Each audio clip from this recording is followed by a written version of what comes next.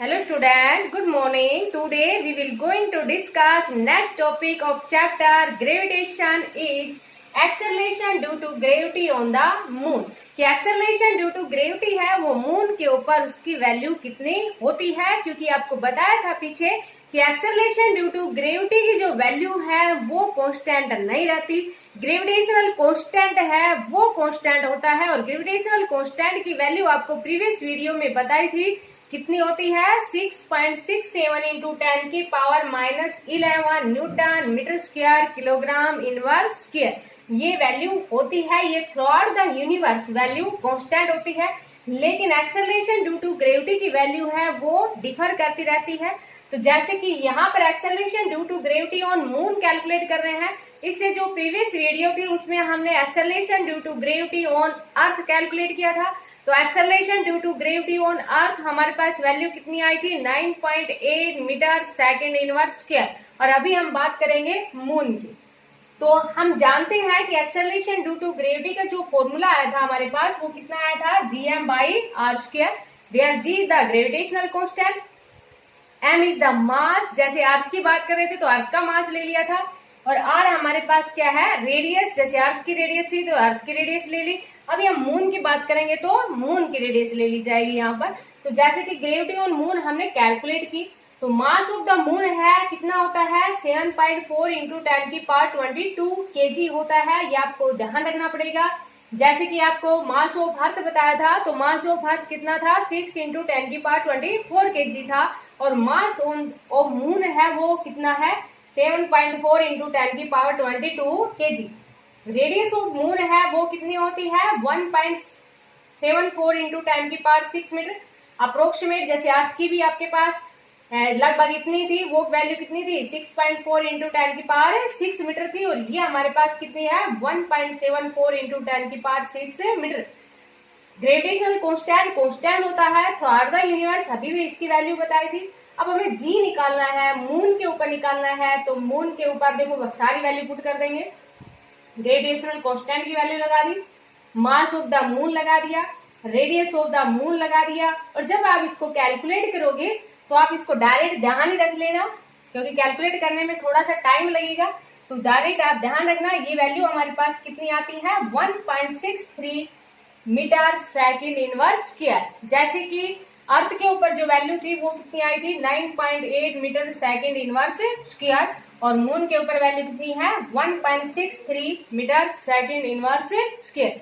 अब अगर इन्हें कंपेयर करना आ जाए, जैसे कि आप देख रहे हैं कि अर्थ के ऊपर जो एक्सेलरेशन ड्यू टू ग्रेविटी की वैल्यू ज्यादा थी और मून के ऊपर वैल्यू है वो कम है। अगर कंपेयर आ जाए आपके पास कि acceleration due to gravity of earth और मून है, उसको कंपेयर करना आपके पास मीन्स हम ये कह देंगे the relationship between acceleration due to gravity on moon and earth. Next हमारे पास क्या है relation between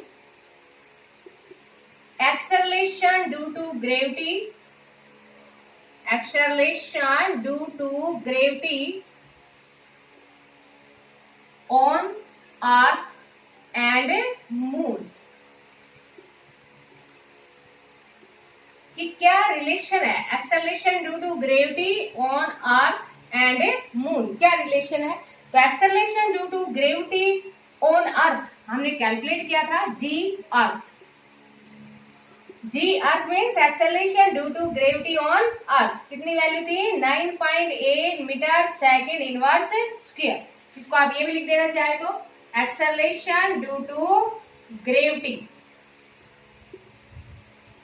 of a earth या ऑन ए अर्थ, और ब्रैकेट में क्या लिख दोगे जी अर्थ कितनी है 9.8 metre second inverse square. Next में क्या लिख दोगे acceleration due to gravity on a moon,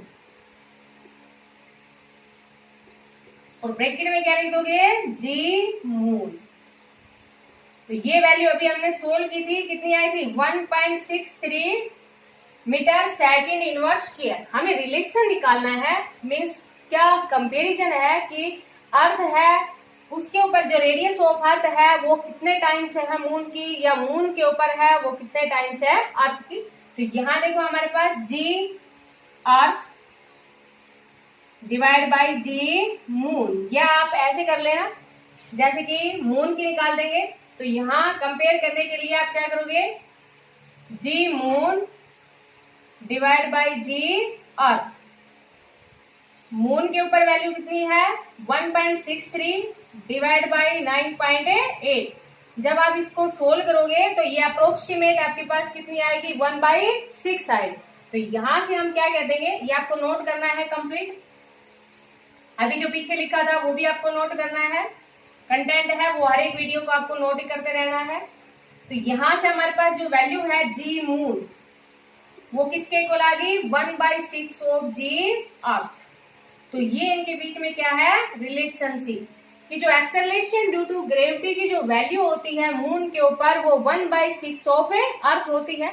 ऐसे हम मास की बात करेंगे, मास के लिए क्या करेंगे, सॉरी वेट के लिए बात करेंगे, मास रिमेन्स कांस्टेंट। जब हम वेट की बात करेंगे तो वेट के लिए दोनों तरफ क्या लगा देंगे m लगा देंगे। जब दोनों तरफ m लगाएंगे यहाँ पर तो ये हमारे पास वेट ऑफ मून आ जाएगा, वेट ऑन मून, और ये हमारे पास क्या आ जाएगा वेट ऑन अर्थ।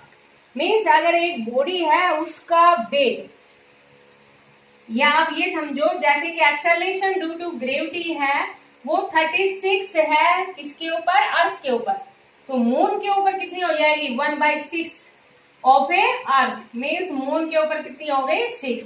ऐसे ही हमारे पास जैसे कि सपोज करो एक बॉडी का वेट है वो 36 किलोग्राम है अर्थ के ऊपर, मून के ऊपर उस बॉडी का वेट की अगर बात की जाए तो 1/6 हो जाएगा, क्योंकि वेट के लिए क्या करोगे m से दोनों तरफ मल्टीप्लाई कर दोगे। तो ये नेक्स्ट जो टॉपिक होगा उसमें हम डिस्कस करेंगे आगे की वीडियोज में वेट के बारे में। अभी आपको इतना नोट करना है कि relationship between acceleration due to gravity on earth and moon कितना आ गया हमारे पास g moon is equal to 1/6 of earth. अब देखो क्या होता है कि नेक्स्ट जो टॉपिक है हमारे पास effect of shape of earth कहते हैं, या हम ये कह देंगे कि एक्सेलरेशन ड्यू टू ग्रेविटी की जो वैल्यू है वो सरफेस ऑफ अर्थ के ऊपर भी डिफर करती है एक पॉइंट से दूसरे पॉइंट पे।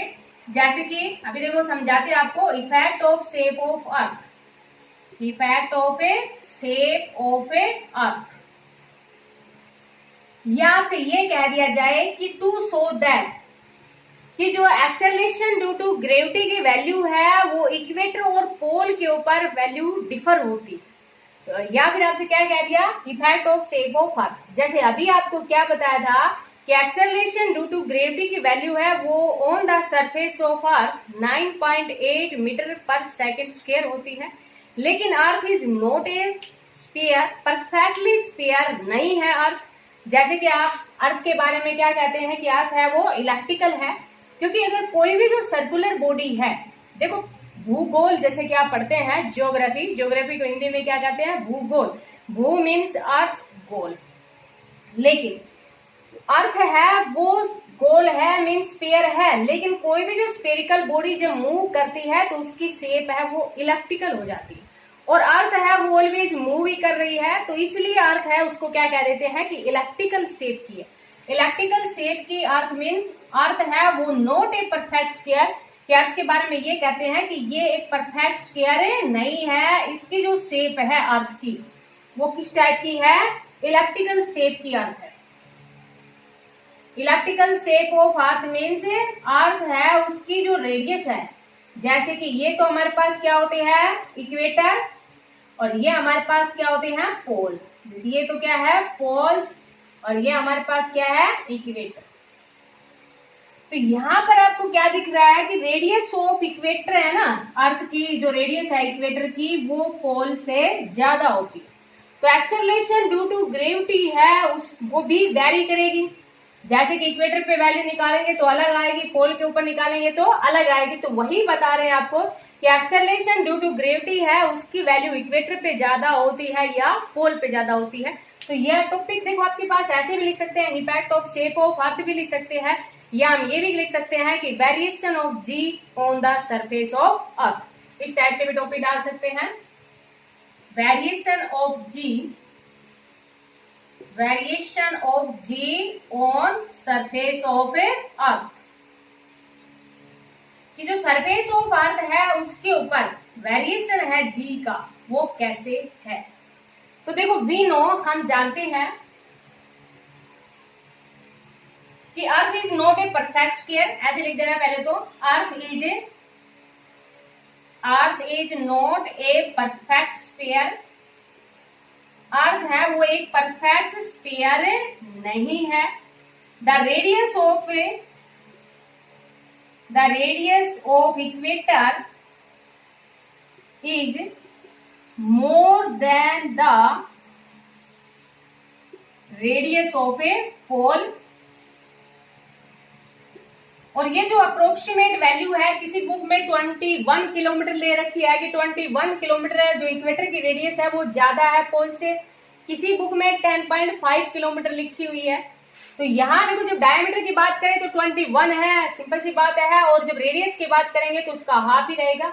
तो 10.5 किलोमीटर इक्वेटर की रेडियस है वो पोल से ज्यादा होती है। अगर आप पॉइंटों में उस वैल्यू डिजिट्स में अगर ना भी ध्यान रखो तो यहाँ से आपको बिल्कुल साफ दिख रहा है कि radius of equator is more than the radius of a poles. तो देखो बेटा, we know G is equal to कितना होता है, GM/r² होता है। अब देखो G ग्रेविटेशनल कांस्टेंट है, M मास ऑफ अर्थ है। ये तो अर्थ है, वो चाहे यहाँ पर पॉइंट ले लो, यहाँ पर पॉइंट ले लो, कहीं पर भी पॉइंट ले लो, वो वैल्यू तो कांस्टेंट ही रहेगी ना। तो ओनली चेंज करेगा तो कौन करेगा, रेडियस करेगा। और G है वो इनवर्सली प्रोपोर्शनल है स्क्वायर ऑफ ए रेडियस के। समझ आ गया होगा यहाँ तक? तो इसको आप नोट कर लेना, मैं इसको रफ करती हूँ। समझ आ गया? टॉपिक क्या डालेंगे, effect of shape of earth, या क्या डालेंगे, variation of G on surface of a earth. तो इतना आप नोट कर लेना ये। अब देखो बेटा, G ऑन इक्वेटर, इक्वेटर के ऊपर G है उसको क्या लिख देंगे, G equator is equal to GM/RE। RE हमारे पास क्या है, रेडियस ऑफ ए इक्वेटर। और G ऑन पोल्स, और पोल के ऊपर G है उसको क्या लिख देंगे, G पोल लिख देंगे। और पोल के ऊपर जो वैल्यू है उसको क्या लिख देंगे, GM/RP²। और ये हमारे पास क्या है, GM/RE²। इसको फर्स्ट डाल दिया, इसको हमने क्या डाल दिया, सेकंड, क्योंकि हमें यहाँ पर कंपेयर करना है कि कहाँ पर वैल्यू है वो ज्यादा है। तो यहां से हमें दिख रहा है फ्रॉम फिगर, क्या दिख रहा है कि RE की वैल्यू है वो ग्रेटर है किससे, RP से ग्रेटर है। तो यहाँ पर हम क्या करेंगे, dividing first by second, dividing first by second. First को डिवाइड कर दिया सेकंड से, नोट कर लेना बेटा ये भी, मैं इसको रख करती हूँ, आप समझ आ गया होगा। जब फर्स्ट को सेकंड से डिवाइड करेंगे तो ये तो हमारे पास क्या है, G इक्वेटर, और ये हमारे पास क्या है, G पोल। जब डिवाइड करेंगे तो GM/RE का स्क्वायर डिवाइडेड बाय GM/RP का स्क्वायर। इसको थोड़ा सा हम सोल्व करते हैं आगे। तो देखो यहां से हमारे पास वैल्यू कितनी आ गई, G/GP is equal to GM/RE का स्क्वायर डिवाइडेड बाय, देखो ये पलट जाएगा, GM से GM कैंसिल हो गया, GE/GP इज इक्वल टू कितना आ गया, RP का स्क्वायर डिवाइड बाई RE का स्क्वायर। इसको हम क्या लिख देंगे, GE/GP is equal to RP/RE का स्क्वायर। समझ आ गया होगा यहाँ तक? अब देखो बेटा, यहाँ से अभी हमने क्या लिखा कि RP है वो ग्रेटर है RP से। इसको हम ऐसे भी तो लिख सकते थे ना कि जो RP की वैल्यू है वो लेस है किससे, RE से। तो RP/RE की वैल्यू क्या आ गई, लेस है 1 आ गई। समझ आ गया ये? तो देखो ये इतना नोट कर लेना आप। सबसे पहले क्या लिखना है, G on equator, G on poles, dividing first by second, dividing first by second, ये आ गया आपके पास यहाँ से from figure. R is greater RP और RP इज लेस है RE, RP/RE इज लेस है 1। यहाँ तक समझ आ गया? आप देखो बेटा क्या लिखना है आपको। अब हमारे पास क्या आ गया, GE/GP इज इक्वल टू कितना आ गया था, RP/RE का स्क्वायर था। अब ये GE/GP ये तो लेस है ना 1 का स्क्वायर करेंगे तो क्या आता है, 1 ही आता है। तो GE/GP इज लेस है 1, तो GE इज लेस है GP। तो यहां से आपको क्या समझ आया कि acceleration due to gravity on equator is less than the acceleration due to gravity on a poles. तो यहाँ पर लास्ट लाइन क्या लिख देंगे हम, समझ आ गया होगा? क्या लिखेंगे यहाँ पे, The acceleration due to gravity, the acceleration due to gravity on equator is less than the acceleration due to gravity on a poles. It means acceleration due to gravity की वैल्यू है वो इक्वेटर पे ज्यादा होती है और poles पे कम होती है। आपको समझ आ गया होगा कि ये था हमारे पास effect of shape of earth. तो इसको आप अच्छी तरह से पहले वॉच करना है, मीन्स अंडरस्टैंड करना है, उसके बाद में आपको सेकंड टाइम देखते हुए लिखना है। Thank you, have a nice day.